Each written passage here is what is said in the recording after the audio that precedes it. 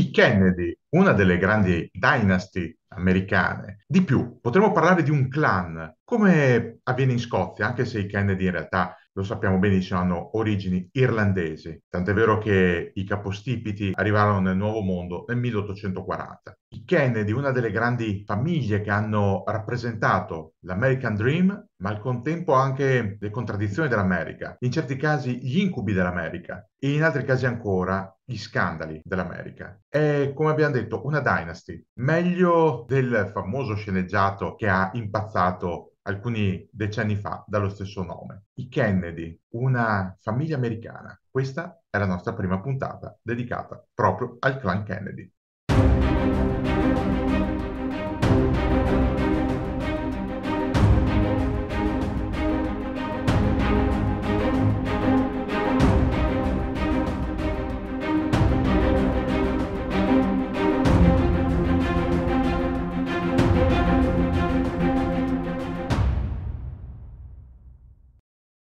Non si può parlare dei Kennedy pensando di partire esclusivamente dal suo membro più famoso e illustre, John Fitzgerald, JFK, per a maniera informale. Non si può neanche pensare di parlare di JFK senza affrontare il fratello Bobby, Robert Francis, che con JFK fu ministro della giustizia e successivamente fu candidato alla presidenza. Non si può pensare di parlare dei due fratelli senza parlare degli altri fratelli Kennedy, fratelli e sorelle, lo sfortunatissimo Ted, ma anche Rosemary, forse la Kennedy della storia più tragica in assoluto. Ma prima di parlare dei vari fratelli e sorelle bisogna arrivare al capostipite del clan, Joseph P. Kennedy, il patriarca, l'uomo che ha avviato la dinastia, un uomo complesso, un uomo la cui figura è stata piuttosto ingombrante nella storia del clan, non tanto per il periodo degli anni 30 in cui tutto sommato ottiene potere e visibilità oltre a incarichi di prestigio, quanto per le origini della sua fortuna, molto chiacchierata. Lui, figlio di immigrati irlandesi che fa fortuna in borsa con dei sistemi non completamente legali, diciamo così, sistemi che lui stesso poi provvederà a far rimuovere una volta diventato responsabile della Security and Exchange Commission.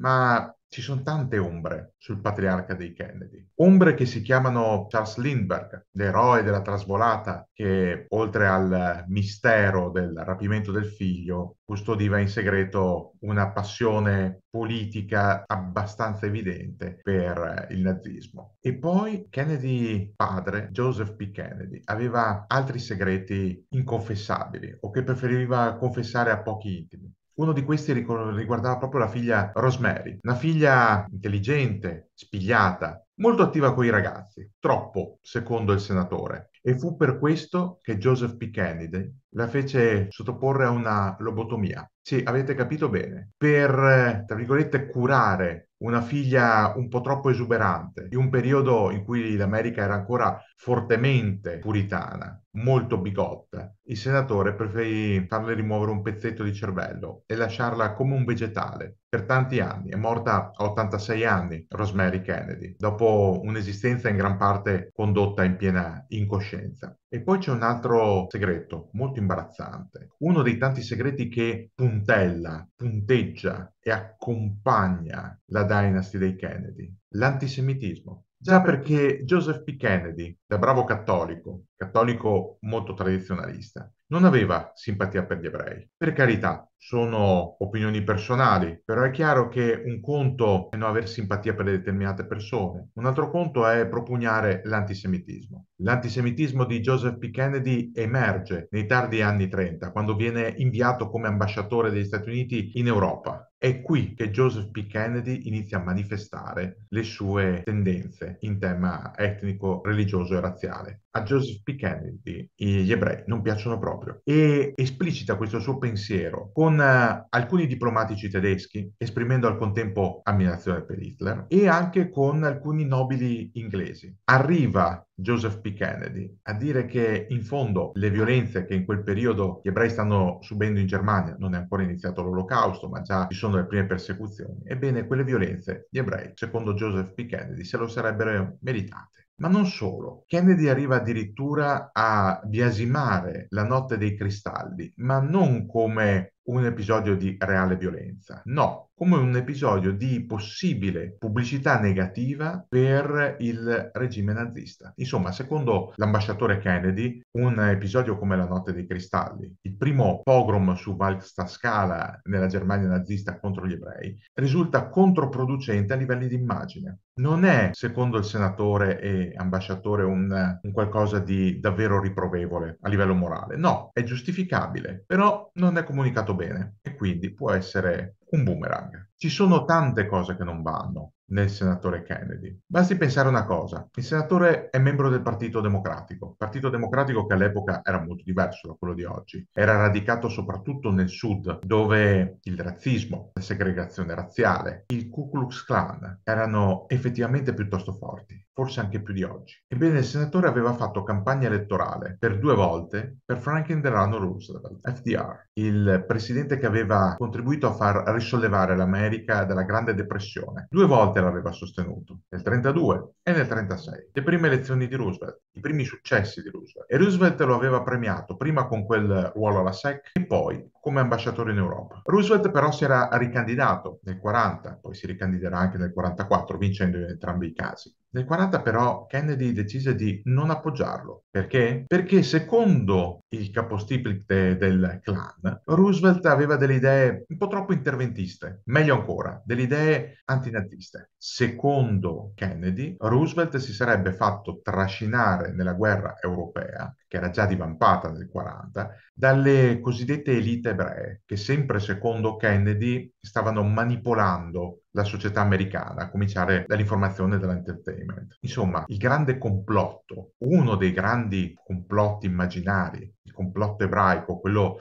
teorizzato in quel falso storico dei protocolli dei savi anziani di Sion e poi arrivato ai giorni nostri attraverso una complessa opera di analisi a volte acritica e in altri casi interessata, un po' pelosa. Ebbene, quella specie di pseudocomplotto aveva fatto discepoli. Non c'era solo Charles Lindbergh, che come abbiamo detto aveva delle simpatie evidenti per il nazismo. Non c'era nemmeno solo Walt Disney, che anche lui era affetto da un certo antisemitismo. C'era anche il senatore Kennedy, che nella sua opera di ambasciatore in Europa aveva cercato più le simpatie delle dittature che quelle delle democrazie. A un certo punto, parlando con von Ribbentrop, lo stesso Joseph P. Kennedy avrebbe detto che nei circoli di Boston, nel Massachusetts, nei golf club, preferiscono non accogliere soci ebrei, non li vogliono. E questo doveva essere un segnale anche per l'America di rifiutare le richieste di aiuto che arrivavano dalle democrazie europee e semmai sposare l'idea segregazionista, per non dire razzista, per non dire di peggio, della Germania nazista. Questo era Joseph P. Kennedy, il patriarca, un patriarca che poi ha visto i suoi figli affermarsi in politica, soprattutto John Fitzgerald e Robert. Erano un po' i suoi delfini e è curioso notare come Joseph P. Kennedy sia stato un personaggio che ha accompagnato l'elezione di JFK alla Casa Bianca,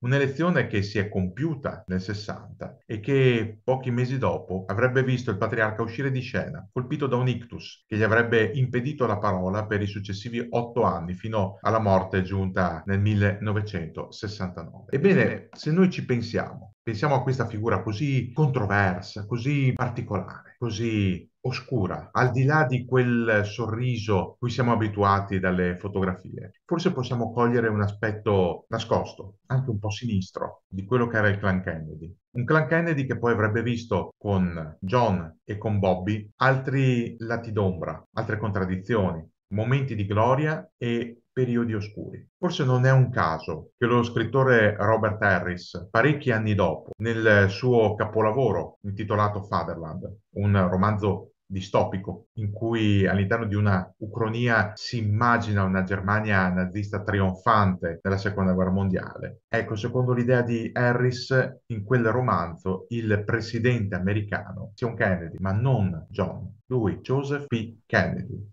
Joseph Patrick Kennedy, assurdo alla Casa Bianca per trovare un accordo con un ormai anziano Hitler, sopravvissuto alla guerra, e porre fine a quella guerra fredda che è immaginata nel romanzo tra gli Stati Uniti da una parte e la Germania nazista dall'altra. Non è forse un caso quello scelto da Robert Harris. Tutti quegli indizi, quelle briciole di pollicino lasciate lungo il percorso da Joseph P. Kennedy, briciole avvelenate, intrise di contraddizioni, di scandali, di leggi saltate a pie pari, di situazioni imbarazzanti, di amicizie politiche da evitare e di antisemitismo. Ecco, forse tutto questo non ha lasciato indifferente non solo uno scrittore di successo, ma anche tanti storici che rileggendo oggi la figura di Joseph P. Kennedy si pongono delle domande su di lui, sul suo clan, sulle sue idee, su come sono stati cresciuti i figli, su cosa ha significato per l'America avere prima un elemento così ingombrante politicamente nella politica interna ed estera e poi avere il primo presidente cattolico alla Casa Bianca, figlio di un retaggio così discusso e così ombroso. Chi lo sa, forse se Kennedy figlio, se John Fitzgerald fosse cresciuto in un'altra famiglia, chissà se sarebbe stato ugualmente così, non lo sapremo mai. Certo è che, come dice un noto adagio, la mela non cade mai troppo lontano dall'albero.